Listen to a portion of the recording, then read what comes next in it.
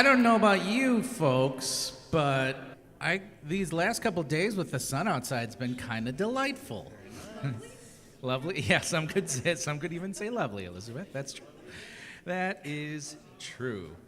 I will lament the fact that I did not get out to snowboard this season, but it means that just means motorcycle season is that much sooner. That's true. So, I guess it all depends on how you look at it.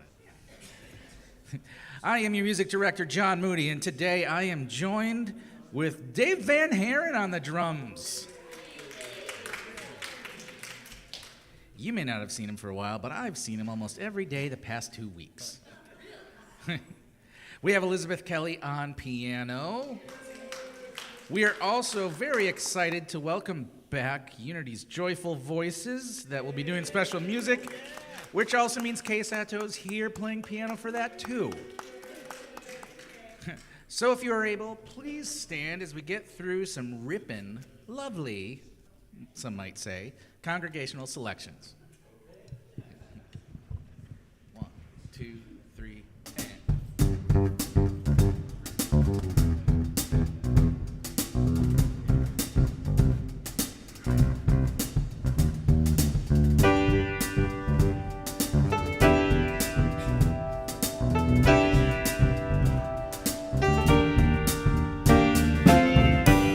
When I wake up in the morning, love, and the sunlight hurts my eyes, and something without warning, love, bears heavy on my mind. Then I look at you, and the world's all right with me. Just one look at you, and I know it's gonna be a lovely day. Lovely day, lovely day, lovely day, lovely day, lovely day, A lovely day. lovely day, lovely day, lovely day, lovely day, lovely day, lovely day, lovely day, lovely day. When the day that lies ahead of me impossible to face, when someone else instead of me always seems to know the way, then I look at you, and the world's all right with me.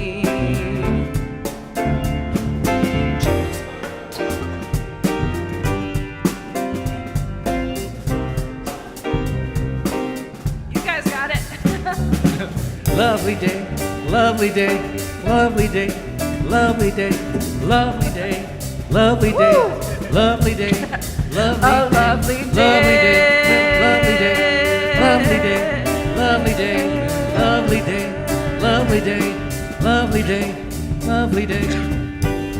When the day that lies ahead of me seems impossible to face,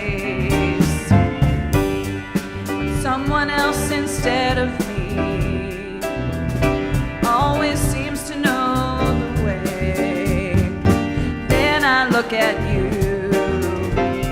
and the world's all right with me. Just one look at you, and I know it's gonna be a lovely day. Lovely day, lovely day, lovely day, lovely day, lovely day, lovely day, lovely day, lovely day, lovely day, lovely day, lovely day, lovely day, lovely day, lovely day, lovely day, lovely day, lovely day, lovely day, lovely day, lovely day, A lovely day. lovely day, lovely day. Lovely day, lovely day, lovely day, lovely day, lovely day, lovely day.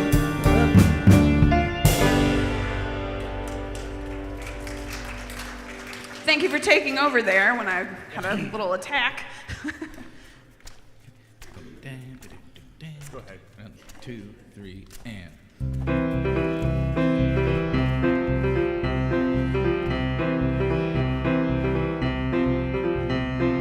Hold on to me as we go, as we roll down this unfamiliar road.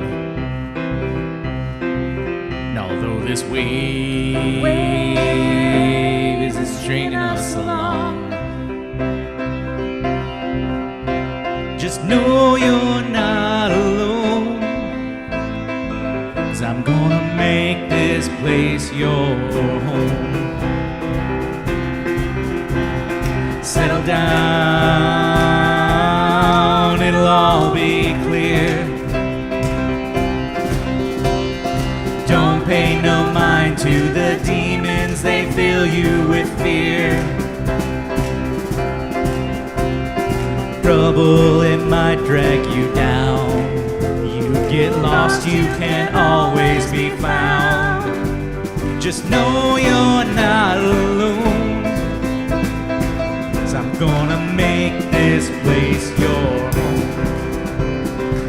Get ready for the oohs and ahs, folks. Ooh.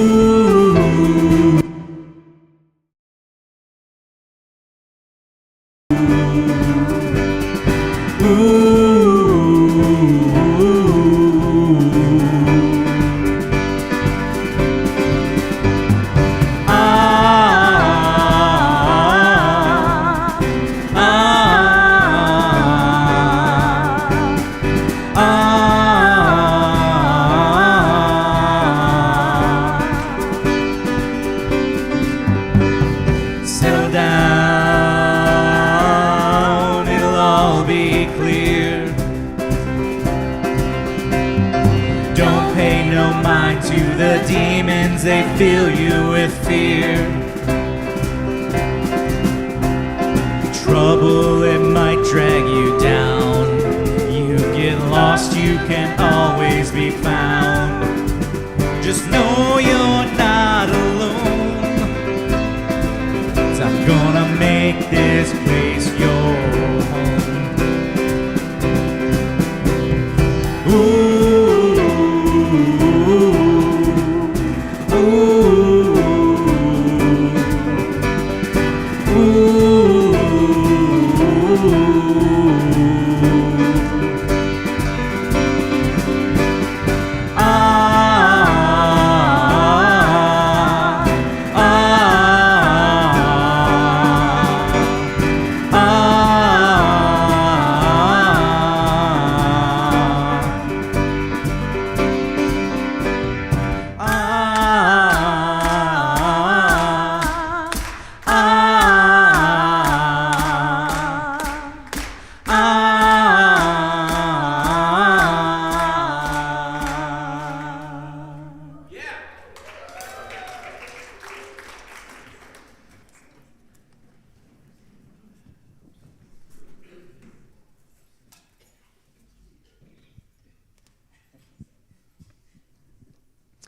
Welcome to Unity of Kalamazoo, where spirituality is practical, love is inclusive, and transformation is real.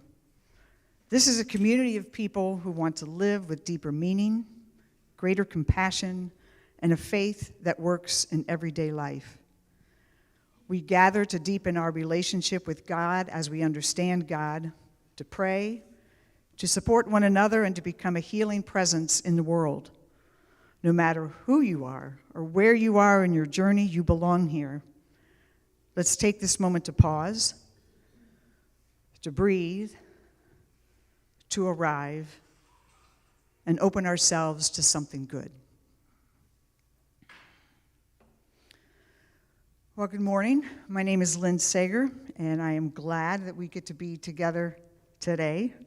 We offer our thanks and gratitude to everyone who has made this service possible. It's a community effort, to be sure, and your contributions are appreciated and valued. And if you have not done so already, please turn off your phone, invite it into the silence so that we can be fully present to each other and everything in our time together this morning. And if this is your first time here, welcome. We're glad come back. We hope that this will be a memorable day for you. Your soul is always welcome here. And if you care to, please fill out a visitor's card, which is in the pew back in front of you, and leave it with an usher at the welcome desk on your way out. That way we can stay connected with you, share details of our weekly activities here and in the community. And now, for the daily word, for Sunday, February 15th, the word is divine order. My life and all life is in divine order. When I encounter delays and setbacks, or the world is changing in ways I find unsettling, my life may feel chaotic, even out of control. Even though I know divine order underlies all things, it doesn't always feel that way. So I remind myself that order is a spiritual truth, always present. I don't need to pray for it or even work toward it. I need only affirm it and trust it is unfolding, especially when I see no evidence of it. I pray, not to invoke divine order, but to bolster my awareness of it. I affirm divine order and feel comforted and assured of God's presence in and through all things. As I return my attention to the world around me, I discover evidence of order everywhere I look. And from Luke chapter 12, verse 22, Jesus said to his disciples, "Therefore I tell you, do not worry about your life, what you will eat, or about your body, or what you will wear." And now, I would like to welcome up here the Unity Joyful Voices, who will be blessing you with us.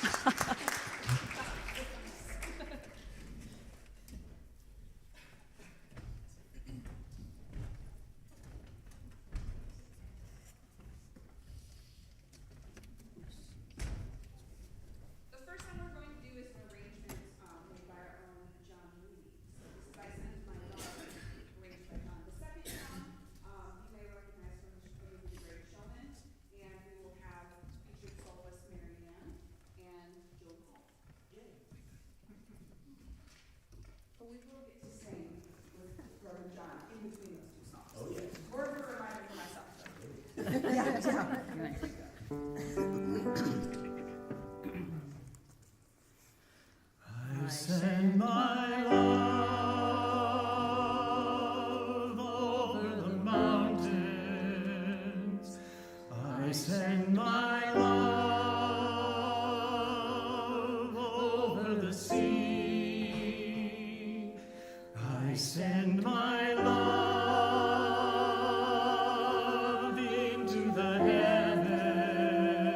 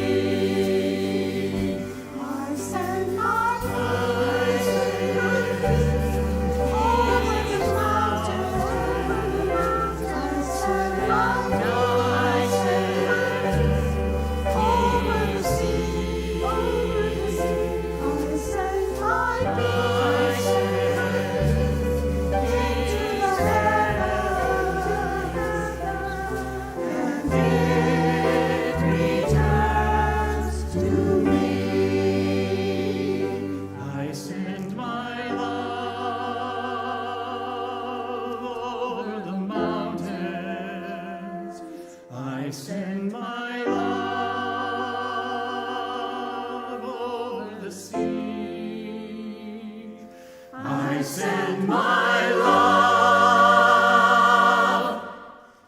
into the heavens, and it returns to me.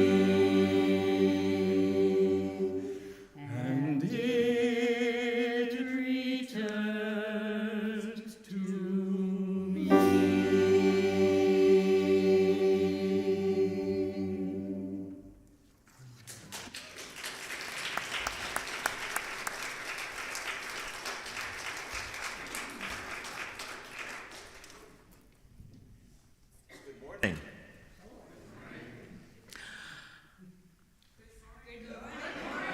Thank you.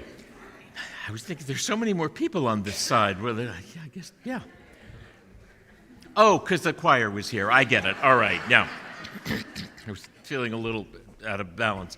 I am John McLean, and it is the privilege of my life that I get to carry forward the teaching that sets us free. And I'm also here because I believe in God. I believe in one absolute, inexhaustible creative principle. I believe that the kingdom of God is within and that we experience this kingdom to the degree that we become conscious of it. And I believe in the eternal loving kindness and the givingness of God to all. I'm also here because I love you. And thank you for wearing red for Valentine's Day.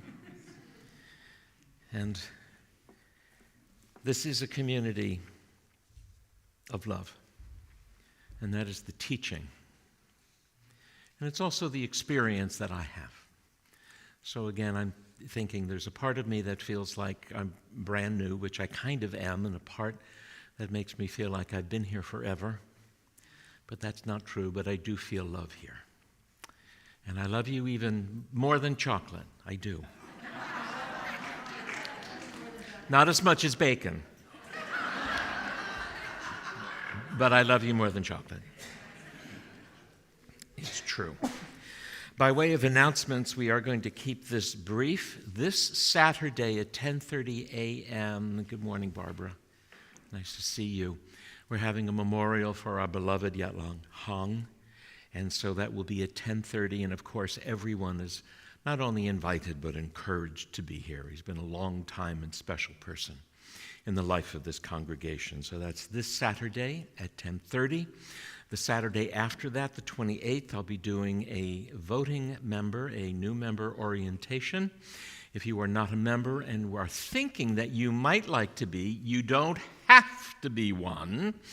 But if you're thinking you might like to be, I am doing a class, and I think it's from 10 to 12:30 on Saturday. I do recommend this book that is written by Eric Butterworth. It's very brief but pithy, and it is for sale in the bookstore. And I teach unity out of this book. This is my source for what unity is. I came into unity through his church.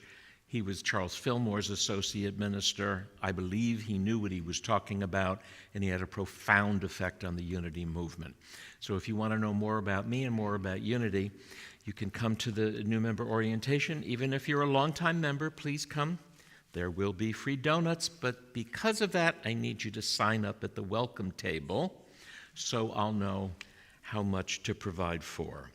And the last thing I can bring to your attention is the DEI selection, which will be discussed on March the 8th, is a book called Destined to Witness. And there's information, has been every week with a link about how to locate that book if you'd like to read it and discuss it in advance. It's been in the e-zine every week, and it is on the bulletin board under the DEI section.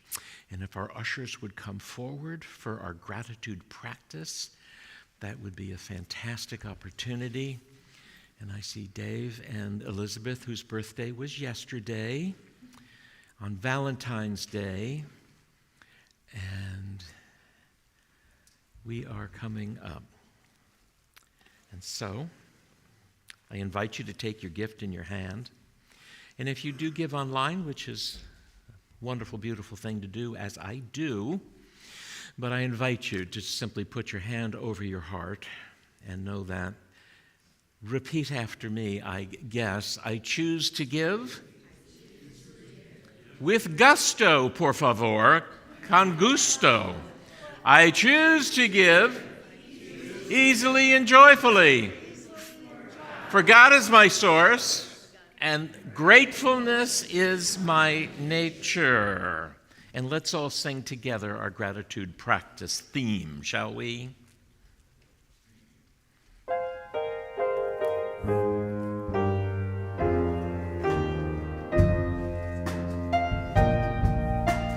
Flow, Spirit, flow through me as I open up to be an expression of your unfolding peace. Show, Spirit, show through me as I open up to be an expression of your unfolding love.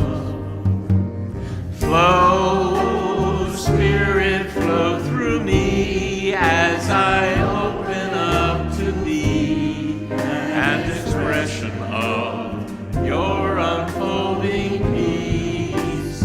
Show, Spirit, show through me as I open up to be an expression of your unfolding love.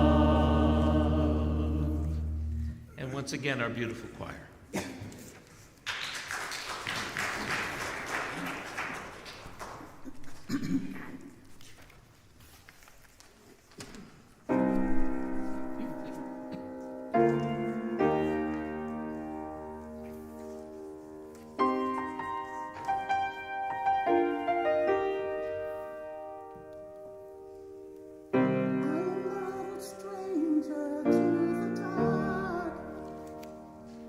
Fire away.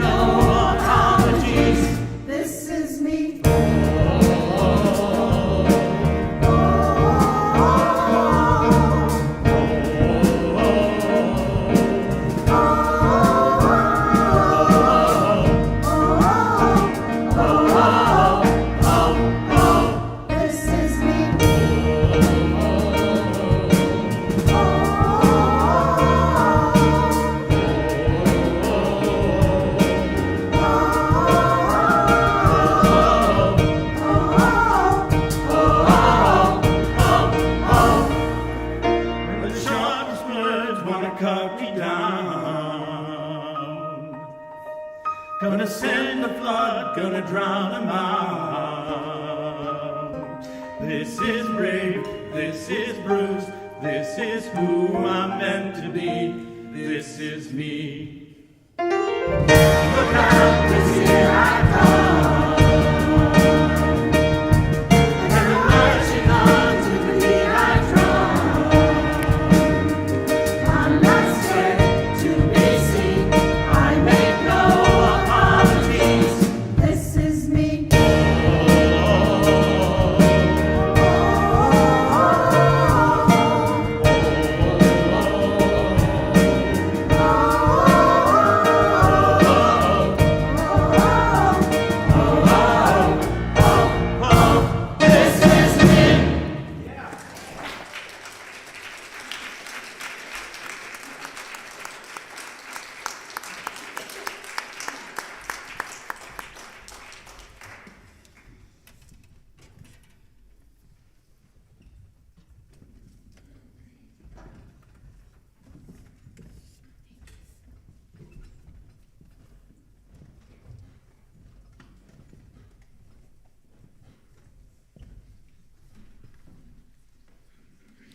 Marianne, you had a opening lyric there. I used to be ashamed of my scars. Yes. Okay. I used to be ashamed of my scars too. And I am now unapologetically me. And that is a result of our philosophy and our practice. That we are here to empower you to potentiate your becoming unapologetically you as a force for good in the world in which we live. That is the point. That's the point. You know, the last couple of weeks, time does go fast, that we did review Unity's 5 basic principles, and then we had Cafe last week. And I want to start talking about essential practices here in this church and the Unity philosophy. Essential practices, ones that have helped me transform my life and become unapologetically me. The title, because we need to have a title for talks, even though I don't much feel the need. I mentioned that I came through Eric Butterworth's church, and he never had talk titles. It was Eric Butterworth Speaks. That was it. Show up or not. I don't, But I think I chose belief and faith and knowing is what I put in the e-zine. Belief to faith to knowing. And at its lowest level, that shows up as wishing and hoping. And wishing and hoping, frankly, they don't get you anything. I wish it was spring. Well, it's not.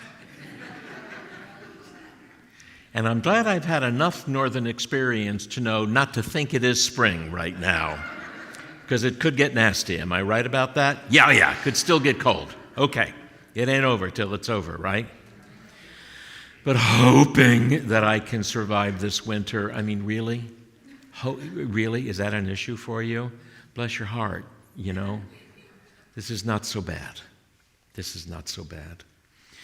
But better than wishing and hoping is believing or having faith. Now, Charles Fillmore says that faith is one of the 12 powers of mankind, and if you dig deep, you'll learn more about what he means by that. But even the word faith and belief, for me, are low-value aspirations.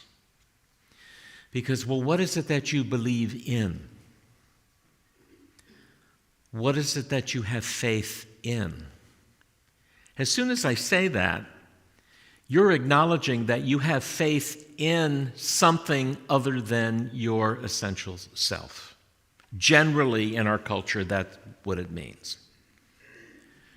We don't want to believe in anything. I want to know what my life is about. I want to practice that allows me to know that I'm going to get a certain result. How you lean into that is what your spiritual practice is. Now, we can call that prayer, either in a formal way or an informal way. But you know, the original,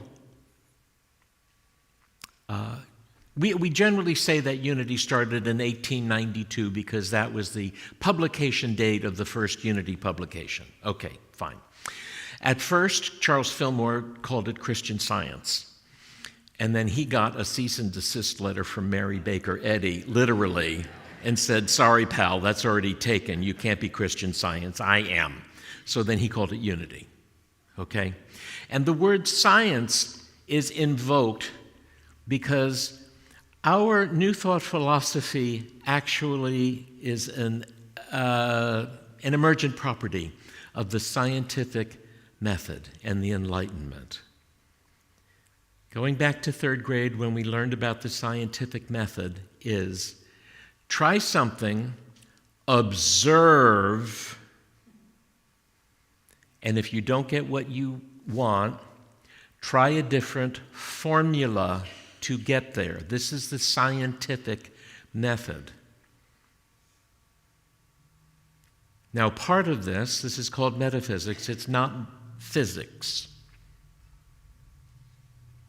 So it is beyond the rules of physics into the unknown, which is principle or God.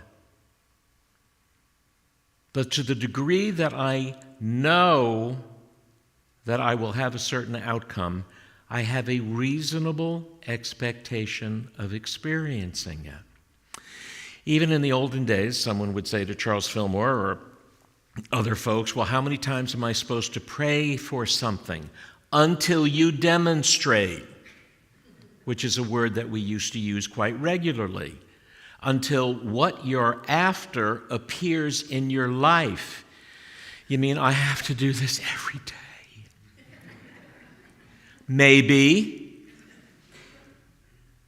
But we need to observe what we're putting into our prayer process or even our thought process on a day-to-day basis. How convinced am I that this is going to be my experience? I need to be 100% convinced that it's going to be my experience. I'm going to break it down a little bit. Like when Glinda meets Dorothy, and you know that I teach, my preferred Holy Scripture is The Wizard of Oz. I teach out of The Wizard of Oz.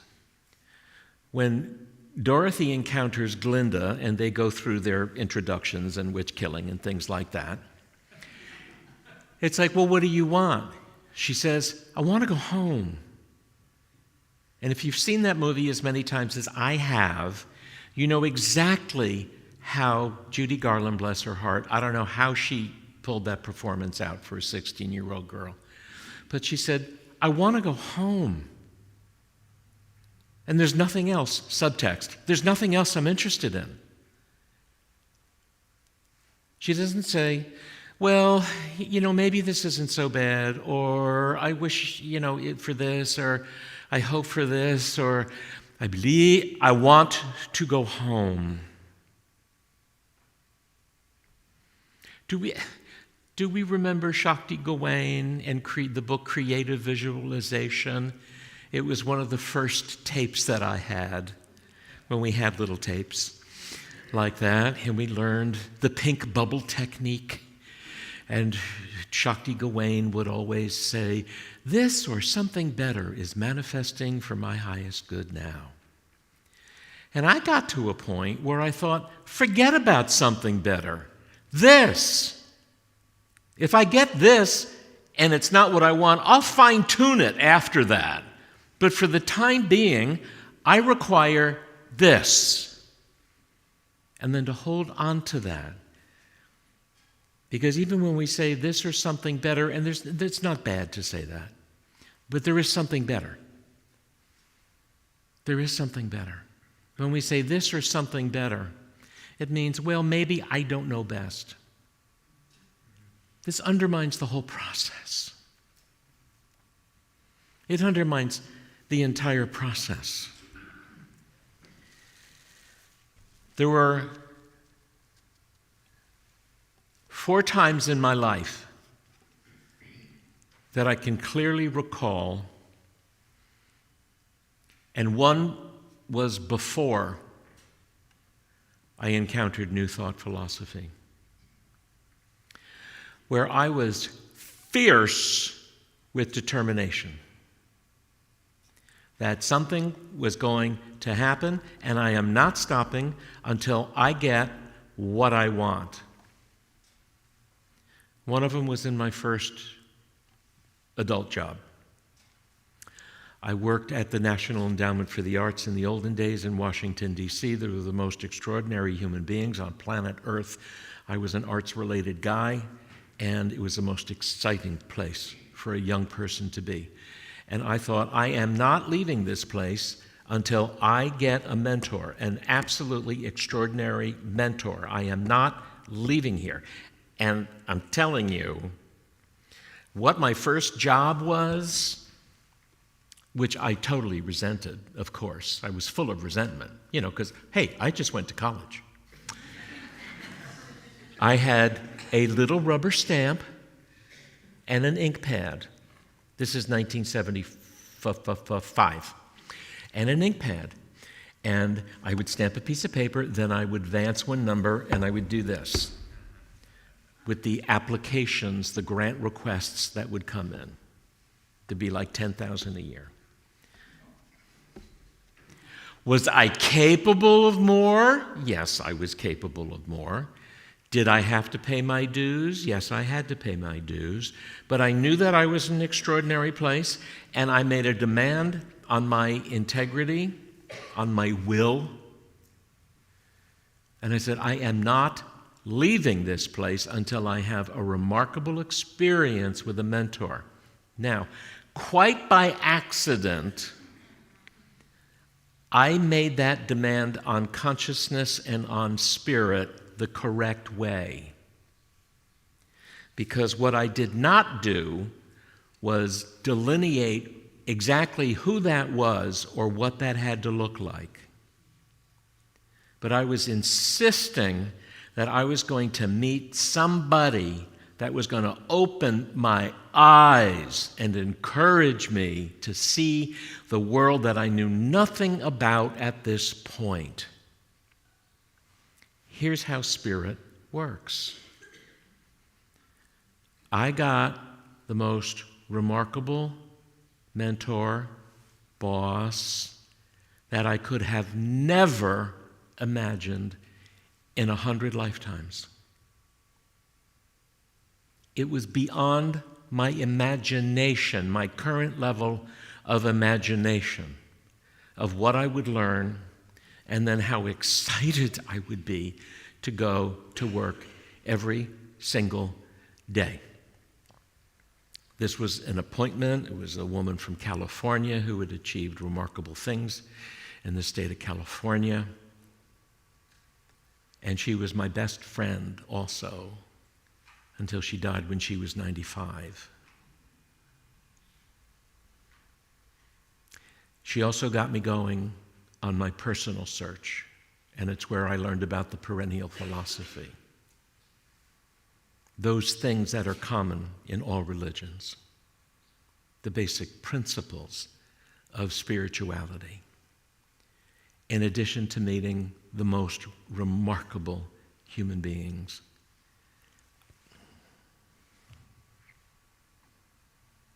How did I get so lucky? Because that's the way principle works. I combined my own willfulness, if you want to call it that.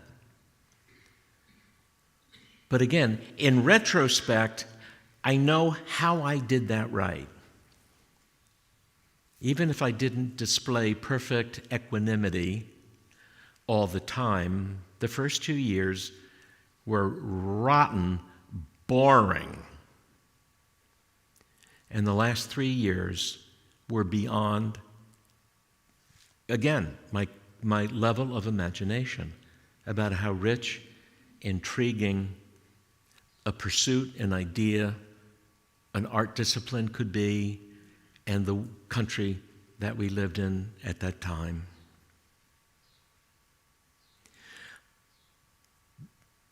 And I paid the price.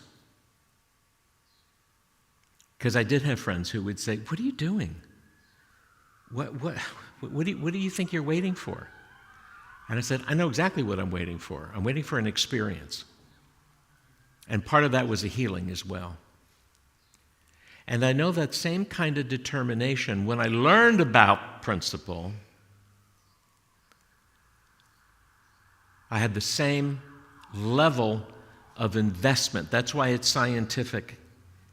Observation was involved, because I could remember how fiercely attached was I to an experience where I would be potentiated into being a better self. And I can recall thinking, yeah, I was all in on that.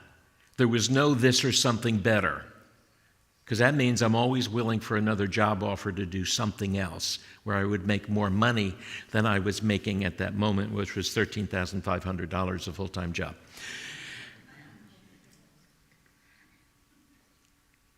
Several times in my life. And one of the things I'm not ashamed of, and I've already mentioned this, is that I've been in recovery for almost 41 years. And when the moment came, I thought, not an option, ever, not ever again. Ever. And the first 2 years were hard. I was sad for 2 years. And is it worth it? Yes. Yeah. But I still have that energy about that. Even though maybe I don't need to, I'm beyond being on the cliff looking over into the abyss. But that energy still lives in me. No, not ever, not once, no exceptions. And I have been blessed beyond any imagining, because even at that event in my life 41 years ago, I was still tending bar. I didn't know what I was going to do when I grew up. Imagine my surprise to be here. Right? Yeah. To unfold any desire that you have on your heart, which acknowledges first your health and wholeness and does not diminish the experience of another. Whatever it is, hold onto it. The skillful means of holding on also involve not being attached to what it has to look like. This is in the Buddhist tradition. They say the first noble truth is that life is suffering. Well, life is not suffering. Life is challenging. Life is a miracle. But being attached and addicted to what life was supposed to be will only be sorrow and frustration and resentment from all of us. When I hold on with every fiber of my being to, I can be better than this, gosh darn it. I can expect more of this. You know, most of us are pretty much the same age. You know, how many AARP folks over here? Yeah, all of us, all right, yeah. So, you know, it's like, well, you know, how you doing? Well, you know, if you're from my age, forget about my age. Forget about that, please. Even I remember reading a story where Pablo Casals, who was the world's greatest cellist at a certain point, he worked until he was 100. And at 96, someone said, "Why do you still practice so many hours a day?" And he said, "Well, I'm just getting good at this. I'm so encouraged." Somebody who's into it gets it, right? Right. Right. There is no way it's supposed to be. It's supposed to be what you set your mind and your heart and your spirit to. You know, there are two versions of the Ten Commandments. And in the second statement is that you will love the Lord thy God with your whole heart and your whole mind and your whole soul. That you will respect and acknowledge the creative principle of the universe, which is what we call God.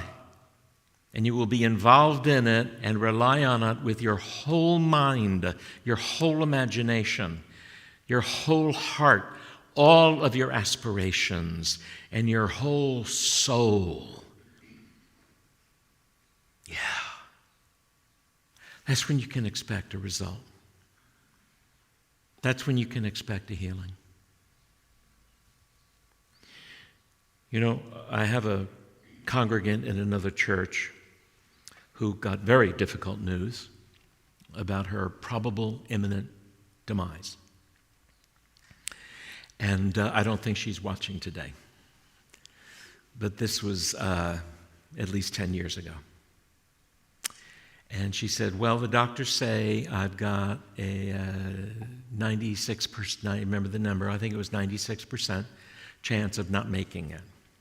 And I said, honey, because you're in this church, that means automatically you're in the 4% of people who will survive. And she has always credited that moment. I mean, that seemed like a given to me. It didn't seem like a big deal.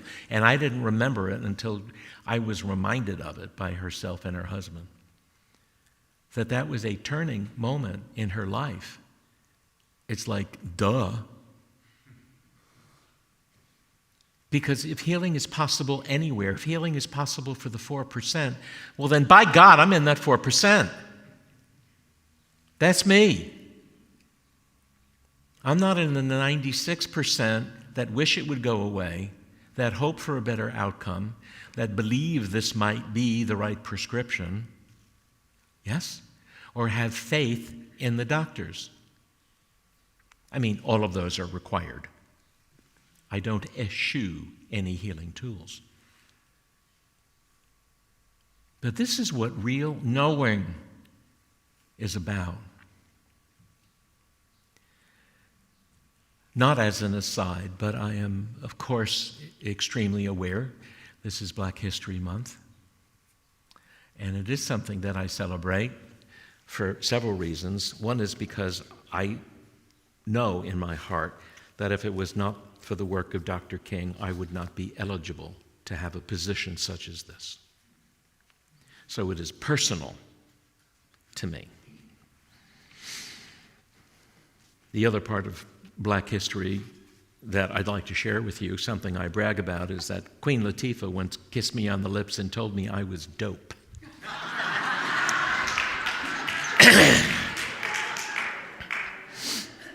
I don't know if the black community thinks that's important, but believe me, it was to me. And I said, Dana, because I was allowed to call her Dana, I said, I'm putting that on my tombstone. So much for Black history. But I was reading about Kalamazoo and its importance in the Underground Railroad, and I read about the home of Dr. Nathan Thomas in Schoolhouse, Michigan. Schoolcraft. I was going to say Tennessee. Where am I? Michigan. Yeah, Michigan. Okay. Yeah, right. There we go. And so then I was, because I do take the opportunity to do some research and say, you know, I really don't know such and such, so I'll spend time reading this, and about Harriet Tubman. And here's one of the things that rocks my world, because I knew this before, but I wasn't sure of the origin. In 1866, a contemporary wrote a biography of Harriet Tubman, and in that book, she quotes Ms. Tubman as saying, like, what is it that allowed you to actually accomplish all this? And she said, well, I always say to the Lord, I'm going to hold steady on you, and I know you will see me through. She knew her part is to hold steady, and she knew that God would not disappoint her. That is a level, I don't know what you call that, because that is beyond faith. That's beyond belief. She says, I know, like I'm holding you responsible, whoever you are. Why? Because I know how much effort I'm putting in, and I expect, I demand an equivalent in support. Yes, can you do that? Sometimes it's easy. Most of the times it's hard. But it is what our work calls us to do, to know. So, I invite you to take a breath.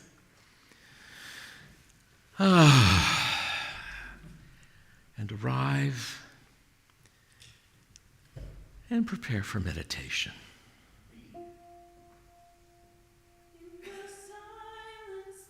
There is peace. In the silence there is unspoken joy. In the silence there's release from a world full of chaos and noise. So I'll wait for these precious moments when I hear all that could never be said, and right here in this holy silence I find God, I find myself.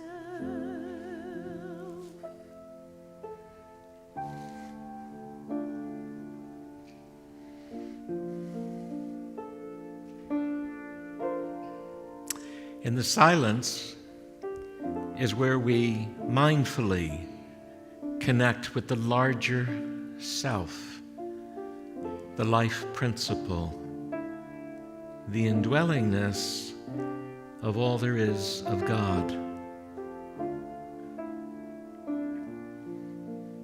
And in that place, all good arises. Healing, creativity, good. That is the thing, God within, that you can know that the choices you make to bless your life, bless the folks you love, bless the world, are right on target and they're right for you. So what is it that you will know for yourself today on February the 15th? I know what? Because there is so much good,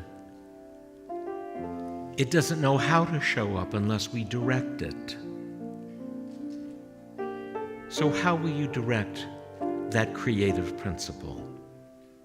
How will you know it when you see it? What will you call it? Let's ponder that together, shall we, for 1 minute, as we support each other in the silence now.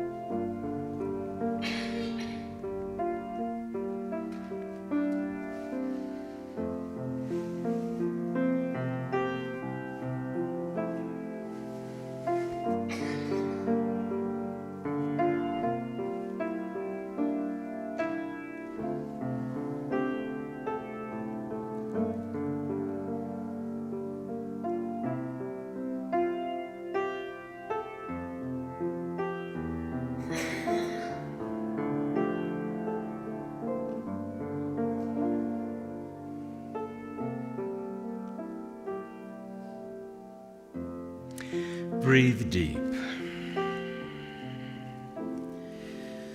Come back to your full body. Sit tall. And give your full attention back to this moment and this place. And if you want to look around at all the beautiful faces around you, why not? Knock yourself out. I will thank you for coming today. I acknowledge your presence here as your spiritual practice, part of it anyway. It makes a difference for the whole world, not just for you, because you never know who is inspired by your simply showing up in this church. So it's a very important commitment to keep, not only for yourself, but for the whole community. I know that fellowship happens when we encourage each other on our journey. So make sure you reach out to somebody and ask them what they're working on, and what they would like to see come to full realization in their life. And hold that high expectation with them. We can't do it for them, but we can do it with them until they can do it for themselves. And until we meet again, I know that all shall be well in your world, and that life is good, and that no matter what is challenging us, it's also that we are truly blessed. And so as you are able, let's stand now, yes, for the prayer for protection, and we will know that together. And do we have, my God, as if we never heard it before, there's the words. Together, the life of God surrounds us, the love of God enfolds us. The power of God protects us, and the presence of God watches over us. Wherever we are, God is, and all is well. And now let's sing the peace song. If you don't want to grab a hand, we respect that. Put your hands over your heart and let's go.